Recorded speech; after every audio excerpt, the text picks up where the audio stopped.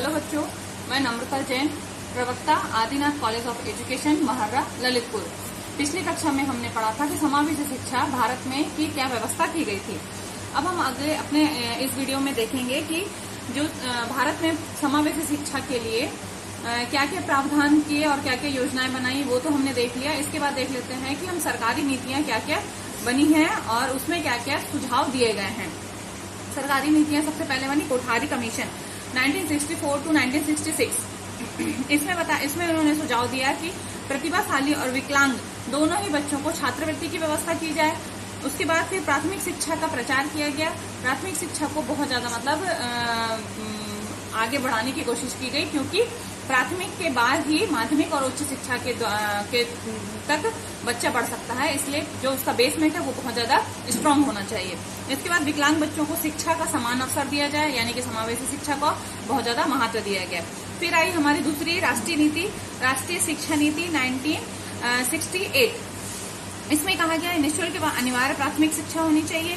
साथ साथ उन्होंने सुझाव दिया कि शैक्षिक अवसरों की समानता, यानी कि शिक्षा के लिए समान अवसर सभी को प्राप्त होने चाहिए। फिर उन्होंने कहा कि निर्धन छात्रों को शुल्क की मुक्ति, यानी कि उनको निःशुल्क में शिक्षा प्रदान की जाए। फिर आई हमारी राष्ट्रीय शिक्षा नीति 1986 की। इसमें बताया गया कि सामान्य व बाधित बालकों को एक साथ साथ शिक्षा दी जाए। फिर आवास की सुविधा, यानी कि उनको हॉस्टल की व्यवस्था की जाए, क्योंकि कई बच्चे जो गांव के होते हैं या जो बहुत दूर होता है जिनको स्कूल या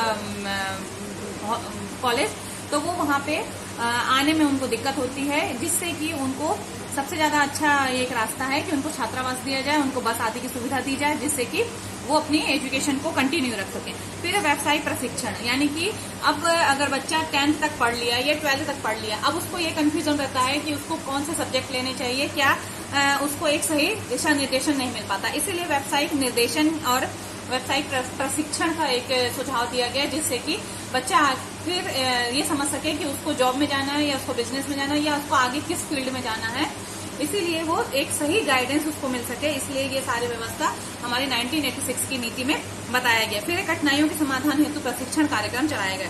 फिर आता है हमारा सर्व शिक्षा अभियान 2002।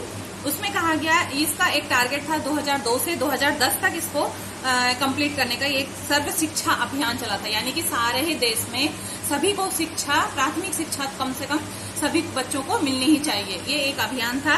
उसके 2003 में इसमें सभी बच्चों के लिए स्कूली शिक्षा के लिए गारंटी केंद्र खोले गए थे और गारंटी योजना चली गई थी, यानी कि सभी बच्चों को स्कूल ले जाने से लाने तक की सारी व्यवस्थाएं की गई थी।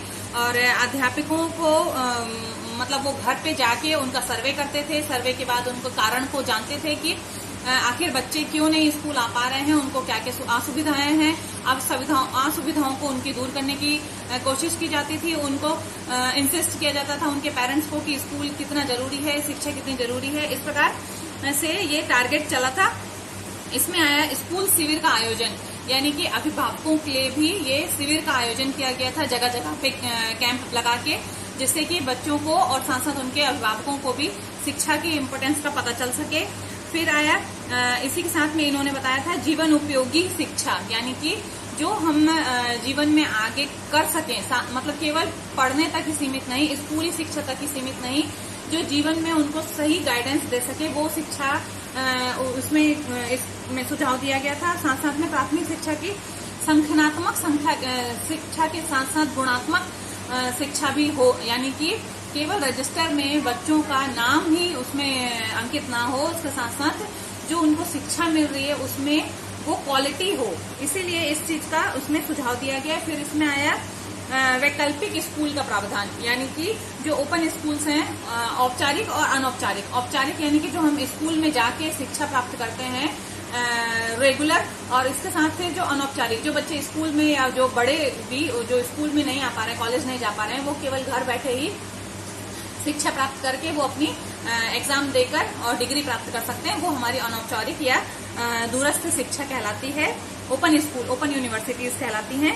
फिर आया कि निरंतर वित्तीय सहायता, यानी कि राज्य सरकार और केंद्र सरकार की जिम्मेदारी है कि वो उन्हें वित्तीय सहायता निरंतर देते रहें। इसके बाद आई बालिका शिक्षा, मतलब कि कहीं ना कहीं बालक के साथ साथ बालिकाओं की भी शिक्षा बहुत ज्यादा जरूरी है। पहले बालक को शिक्षित तो किया जाता था, लेकिन बालिकाओं को कहा जाता था कि घर में रहकर वो लोग काम करेंगे। इसीलिए इस सोच को बदलने के लिए गांव-गांव में सर्वे किया गया और उसके बाद फिर ये प्रावधान रखा गया कि बालक को जितनी शिक्षा ज्यादा जरूरी है उतनी बालिकाओं की भी शिक्षा जरूरी है। फिर ये सुझाव इसमें दिया गया सर्व शिक्षा अभियान 2002 के नीति में। इसके बाद विशिष्ट समूह की शिक्षा, फिर है गुणवत्ता पर बल। इसके बाद आया फिर विकलांगजन अधिनियम 1995, विकलांगजन अधिनियम। इसमें विकलांग बच्चों के लिए पेंशन योजना की व्यवस्था की गई थी।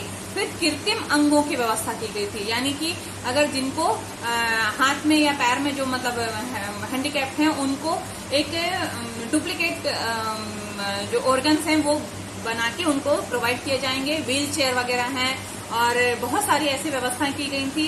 इनके साथ साथ उनको रैंप की व्यवस्था है जैसे, और ये सारी बहुत सारी उनको कक्ष व्यवस्थाएं सुविधाएं प्रदान की गई थी।